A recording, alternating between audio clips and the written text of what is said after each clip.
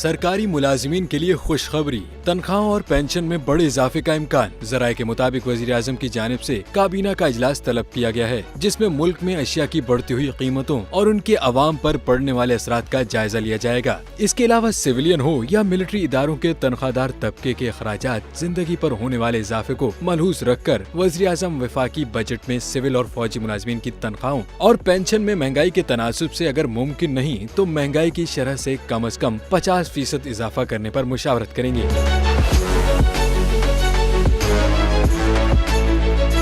कहा जा रहा है कि हुकूमत नए वफाकी बजट में अवाम को बिलुमूम और अस्करियों सिविल मुलाजिमीन की तनख्वाहों और पेंशन में कमोबेश 15 से 30% इजाफे की तजवीज़ मालियाती बिल में कौमी असम्बली से मंजूर कराने के लिए हर मुमकिन कोशिश करेगी, क्योंकि मौजूदा असम्बलियों की मियाद अगस्त 2023 के वस्त में खत्म होने वाली है। इसलिए इनकी कोशिश होगी कि इससे पहले अवाम को किसी किस्म का रिलीफ देकर उनका वोट हासिल किया जा सके।